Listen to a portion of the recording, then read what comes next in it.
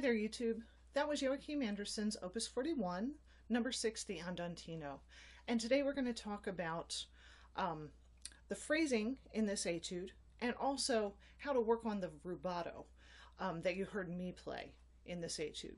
So the first problem to solve is, where do you breathe in all of this? So there are a lot of long slurs, a lot of openness on the bar lines, but if you listen to my phrasing, I didn't tend to choose a bar line to breathe. And I'd like to show you why that is. So as with many things, the place that I start when I'm trying to figure out where to breathe is I start with a basic melody. So I'm going to first simplify this into its much easier structure, and that pretty clearly shows me where the right places to breathe are. So here it is, just the first section, that simplified melody.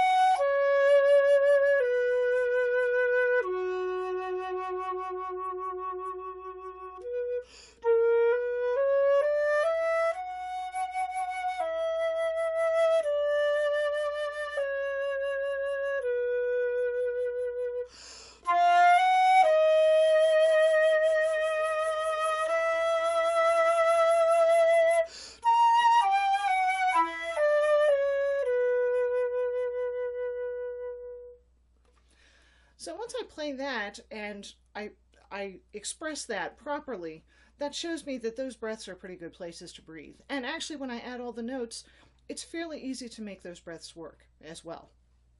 So once you have the right breathing spots and you can make the phrase, you can shape the phrase to fit them, then the next thing to start thinking about is rubato.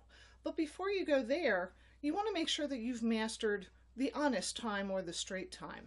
So to do that, the first thing that I do is I get my metronome, and I have mine set on 138 for the 8th note, and I'm going to just play this strictly in time with that metronome.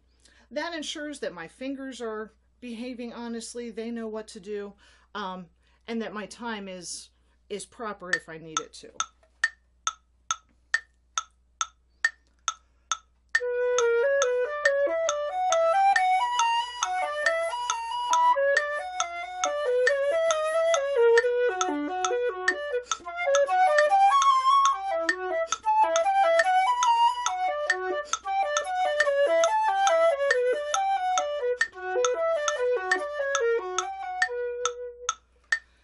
So that's pretty much what we think of when we think of using a metronome. That's what we think of doing, is sticking it on and just sticking right with that in terms of time.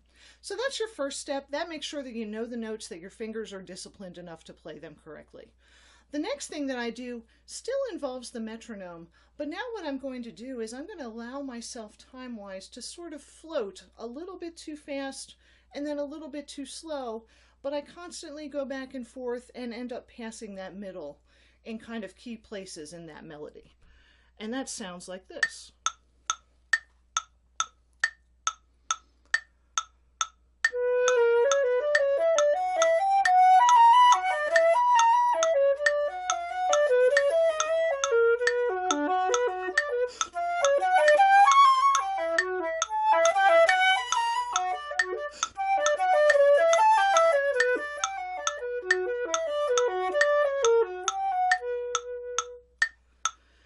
So you can hear when I do that, even though I'm not always with the beat, I'm kind of landing on it in key spots, in sort of emphasized spots in terms of my interpretation.